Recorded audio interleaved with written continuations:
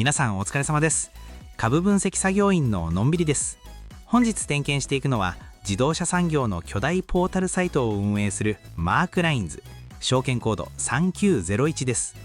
視聴者様から点検リクエストをいただき、一体何の会社？私も疑問に思って調べてみたところ、まさに自動車業界の知恵袋として世界中のメーカーが利用する超有料ビジネスを持ち、見事な11期連続増配を達成している銘柄でした。一緒に安全確認をしていきましょう。本日も最後までご安全に。続いて初動点検、のんびり点検シートです。基礎データをサクッと点検します。配当利回り 3.0% 以上、 3.93% で合格です。 ROE10.0 以上、稼ぐ力を示す ROE は 23.10% で合格です。自己資本比率 50.0% 以上、倒産しにくさを示す自己資本比率は 74.2% で合格です。配当成功 50.0% 以下、無理なく配当を出せているかを示す配当成功は 44.8% で合格です。見事オール合格です。高い稼ぐ力と鉄壁の財務を持ち合わせた非常に美しい基礎データですね。次に事業内容の点検、稼ぎの柱です。この会社がどうやって稼いでいるのか、現場目線で確認します。ズバリ稼ぎの柱は全体の 68.8% を占める情報プラットフォーム事業です。これは自動車メーカーや部品メーカーが使う会員制の有料データベースで、世界中の工場の生産能力や部品のサプライチェーンなどの情報を定額で提供するサブスクビジネスです。ここで他社の情報を共有して情報漏洩で訴えられないのと心配になるかもしれませんが、ご安心ください。同社は盗んだ機密情報ではなく、自ら車を買って分解計測したり、地道な資材で集めた独自の一時情報を提供しています。厳しい複数チェック体制により、2001年の開始以来トラブルはゼロです。自社だけで集めるには莫大なコストがかかる情報を網羅しているため、一度契約すると手放せなくなるのが最大の強みです。続いて業績の軌跡点検、過去5年の推移です。過去5年間の業績のトレンドを確認します。売上高は2021年の35億円から2024年の56億円まで綺麗な右肩上がりで成長してきました。2025年も売上高56億円、営業利益21億円と厳しい事業環境の中で前年並みを死守しています。直近は利益が少し足踏みしたように見えますが、これは新しい生成 AI の開発などにしっかりとお金を使ったしゃがみ込みの時期だったからです。実はここが最大の深掘りポイントで、同社は20年以上据え置いてきた利用料金の値上げをついに順次開始しました。独自の情報を分析するマークラインズ生成 AI も投入したことで、来期以降は再び利益が力強く伸びていくトレンドに入ったと見ています。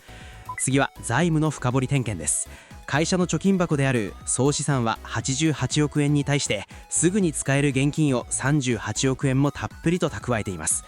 さらに素晴らしいのが、銀行からの借金にあたる有利子負債がゼロ、つまり無借金経営である点です。倒産しにくさを示す自己資本比率も 74.2% と合格ラインの 50% を大きく超えています。続いて還元姿勢の点検です。私たちが一番気になる株主への還元姿勢です。配当金は2021年の23円から2024年の48円、そして2025年は52円へと見事な右肩上がりで、上場来11期連続の増配を達成しています。さらに来期2026年は58円へと力強い増配予想を出してくれています。そしてもう一つの深掘りポイントとして、会社は株主還元をさらに高めるため、配当成功の目安をこれまでの 40% から 45% へと引き上げました。無借金の鉄壁財務と安定したサブスク収益があるからこそできる長期保有にふさわしい素晴らしい還元姿勢です。次は直近決算と将来目標です。直近の2025年12月期の決算では、売上高が56億円、前期比プラス 0.1%、営業利益が21億円、前期比マイナス 5.4% での着地となりました。日系メーカーの苦戦や中国メーカーの台頭という向かい風の中では健闘したと言えます。そして会社が発表した来期2026年12月期の予想では、売上高61億円、前期比プラス 10.4%、営業利益23億円、前期比プラス 12.1% と過去最高益の更新を見込んでいます。